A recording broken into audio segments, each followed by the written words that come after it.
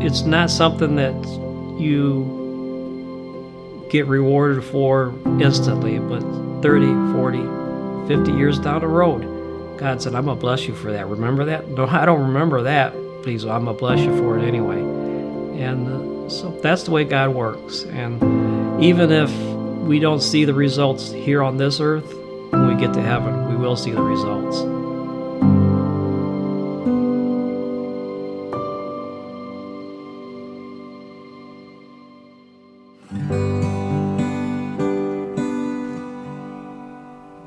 I've been in the bus ministry for 44 years. I was a bus kid.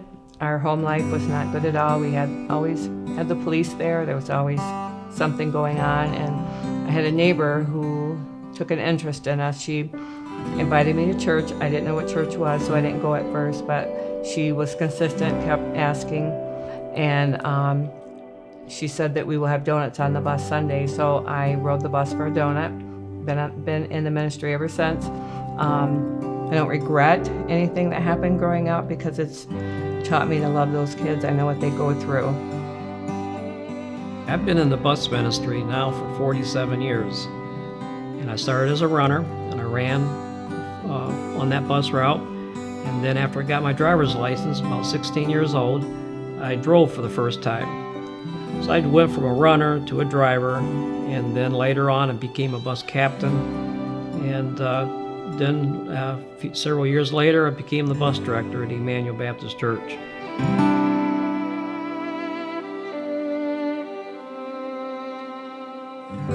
I remember one time when I was driving the bus, I passed by some kids, and I waved at them. They waved back at me, and I was going to say, I got to go there Saturday, and I didn't. Finally, it seemed like God hit me in the head with a hammer and says, stop at that house.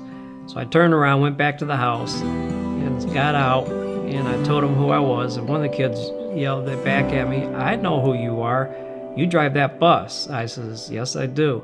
So they came that Sunday, and I worked in the sound room, so I looked down on the auditorium during the invitation, and I saw all four of those kids come forward and get saved.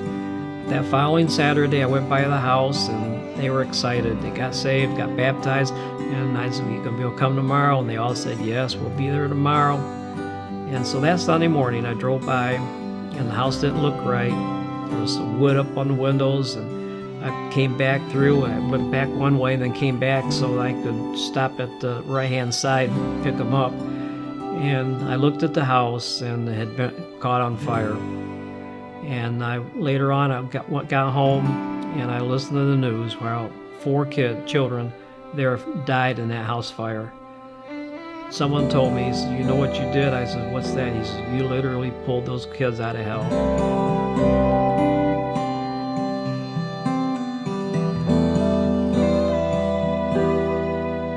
Sometimes we have things happen that we don't plan, and that can throw you a huge curve.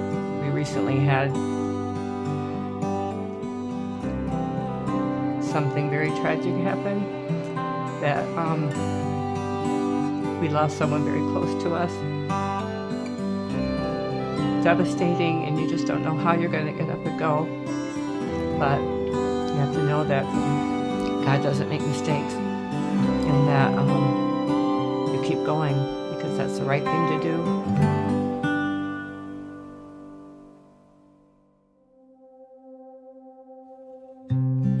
As a bus captain, you go out every Saturday and visit your route. And I'd visit one boy every Saturday, and on Sunday, pick him up. One day his dad came up to me, and he said, how much do they pay you to do this? And I said, they don't pay me anything.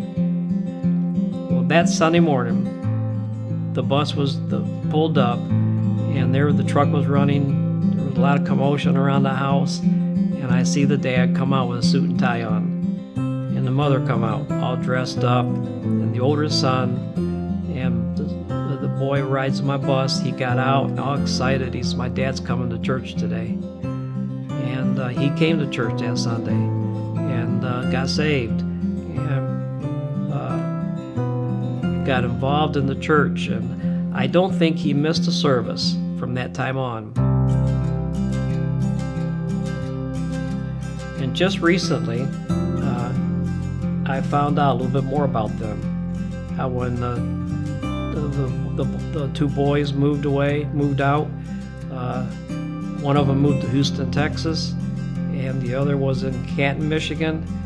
And the one in Canton, Michigan started working on a bus, and he said that someone asked him how he knew how to do that. He says, I watched Brother Lindsay. The other one moved to Houston, Texas, and I found out that he became a deacon at a church there, was a soul winner. I'll never be in Houston, Texas, but our ministry from the bus route went all the way to Houston, Texas. And it's blessings like that that keep you going, keep you involved in the ministry, because you just don't know. 40 years later, I find out how that these guys are still serving the Lord, still going to church, and had no idea that all that was going on. So God has this, and He knows what He's doing, and that's why He's given us this great commission to go out and to win the lost, baptizing, and train them.